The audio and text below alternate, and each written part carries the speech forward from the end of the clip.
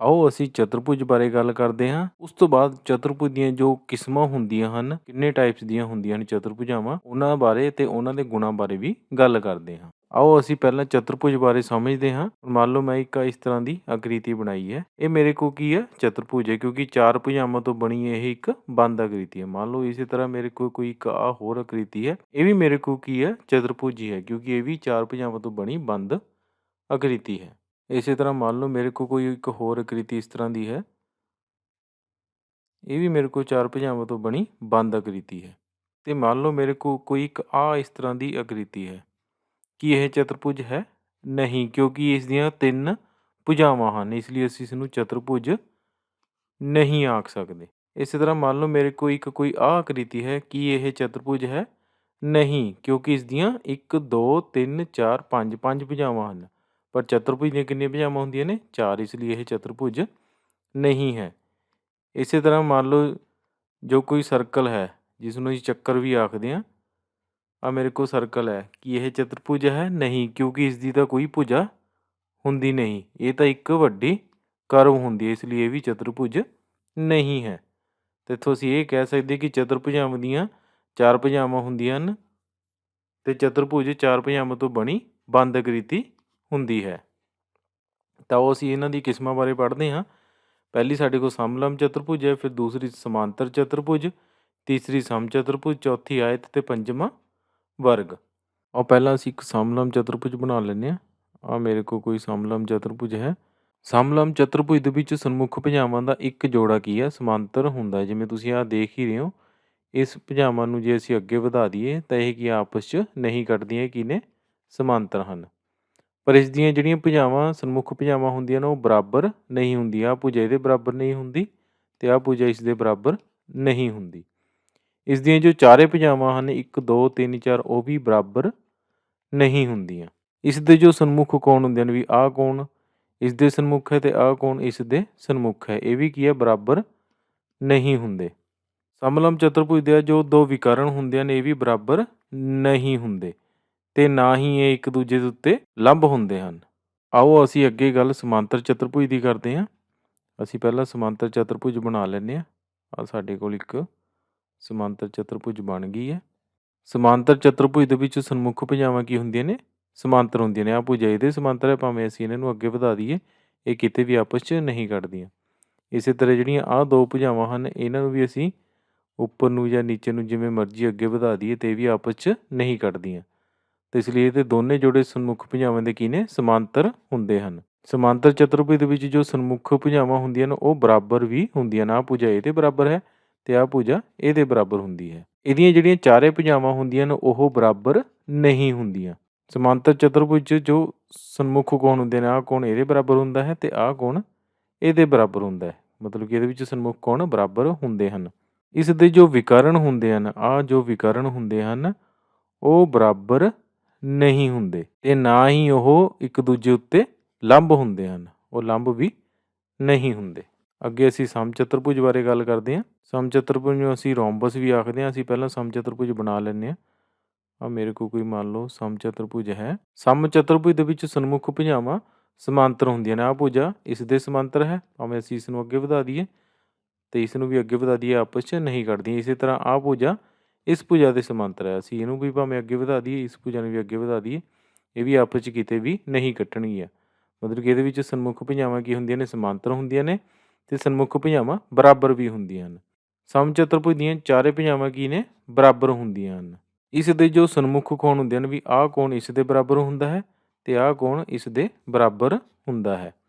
ਮਤਲਬ ਕਿ ਇਸ ਦੇ ਵਿੱਚ ਸਨਮੁਖ ਕੋਣ ਬਰਾਬਰ ਹੁੰਦੇ ਹਨ। ਸਮਚਤੁਰਭੁਜ ਦੇ ਜਿਹੜੇ ਵਿਕਰਨ ਹੁੰਦੇ ਨੇ, ਪਹਿਲਾ ਵਿਕਰਨ, ਇਹ ਦੂਸਰਾ ਵਿਕਰਨ, ਇਹ ਬਰਾਬਰ ਨਹੀਂ ਹੁੰਦੇ ਪਰ ਇਹ ਇੱਕ ਦੂਸਰੇ ਉੱਤੇ ਲੰਬ ਹੁੰਦੇ ਹਨ। ਹੁਣ ਅਸੀਂ ਅੱਗੇ ਗੱਲ ਕਰਦੇ ਹਾਂ ਆਇਤ ਦੀ। ਪਹਿਲਾਂ ਅਸੀਂ ਆਇਤ ਬਣਾ ਲੈਂਦੇ ਹਾਂ। ਸਾਡੇ ਕੋਲ ਆਇਤ ਬਣ ਗਈ ਹੈ। ਆਇਤ ਦੀਆਂ ਸਨਮੁਖ ਭੁਜਾਵਾਂ ਭੁਜਾ ਇਹਦੇ ਸਮਾਂਤਰ ਹੁੰਦੀ ਹੈ ਅਤੇ ਭੁਜਾ ਇਹਦੇ ਸਮਾਂਤਰ ਹੁੰਦੀ ਹੈ। ਮਤਲਬ ਕਿ ਇਹਦੀਆਂ ਸਨਮੁਖ ਭੁਜਾਵਾਂ ਸਮਾਂਤਰ ਹੁੰਦੀਆਂ ਨੇ ਅਤੇ ਸਨਮੁਖ ਭੁਜਾਵਾਂ ਬਰਾਬਰ ਵੀ ਹੁੰਦੀਆਂ ਹਨ। ਪਰ ਇਸ ਦੀਆਂ ਚਾਰੇ ਭੁਜਾਵਾਂ ਕੀ ਹੈ? ਬਰਾਬਰ ਨਹੀਂ ਹੁੰਦੀਆਂ। ਇਸ ਦੇ ਜੋ ਸਨਮੁਖ ਕੋਣ ਹੁੰਦੇ ਨੇ ਕੋਣ ਇਹਦੇ ਬਰਾਬਰ ਹੁੰਦਾ ਹੈ ਅਤੇ ਕੋਣ ਇਹਦੇ ਬਰਾਬਰ ਹੁੰਦਾ ਹੈ। ਮਤਲਬ ਕਿ ਇਹਦੇ ਚਾਰੇ ਕੋਣ ਕੀ ਨੇ? 90 ਡਿਗਰੀ ਦੇ ਹੁੰਦੇ ਹਨ। ਇਸ ਦੇ ਜੋ ਵਿਕਰਨ ਹੁੰਦੇ ਹਨ ਉਹ ਵੀ ਆਹ ਪਹਿਲਾ ਵਿਕਰਨ ਤੇ ਆਹ ਦੂਸਰਾ ਵਿਕਰਨ ਇਹ ਵੀ ਬਰਾਬਰ ਹੁੰਦੇ ਹਨ, ਪਰ ਇਸ ਦੇ ਵਿਕਰਨ ਇੱਕ ਦੂਸਰੇ ਉੱਤੇ ਲੰਬ ਨਹੀਂ ਹੁੰਦੇ। ਹੁਣ ਅੱਗੇ ਸਾਡੇ ਕੋਲ ਵਰਗ ਹੈ, ਪਹਿਲਾਂ ਅਸੀਂ ਵਰਗ ਬਣਾ ਲੈਂਦੇ ਹਾਂ। ਆ ਮੇਰੇ ਕੋਲ ਇੱਕ ਵਰਗ ਹੈ।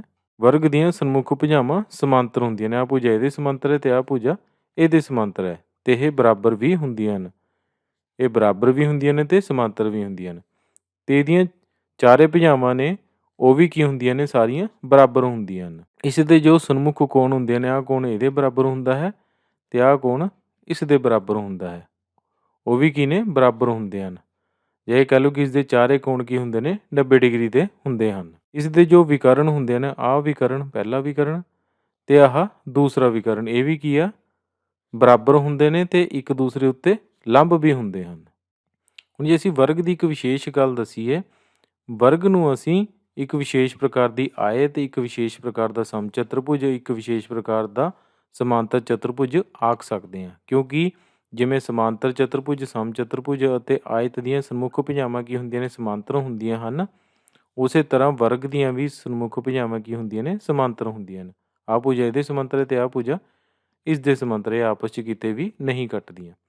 ਇਸੇ ਤਰ੍ਹਾਂ ਜਿਵੇਂ ਸਮਾਂਤਰ ਚਤੁਰਭੁਜ, ਸਮਚਤੁਰਭੁਜ ਅਤੇ ਆਇਤ ਦੇ ਸਨਮੁਖ ਕੋਣ ਬਰਾਬਰ ਹੁੰਦੇ ਹਨ, ਵਰਗ ਦੇ ਵੀ ਸਨਮੁਖ ਕੋਣ ਕੀ ਹੁੰਦੇ ਨੇ, ਬਰਾਬਰ ਹੁੰਦੇ ਹਨ।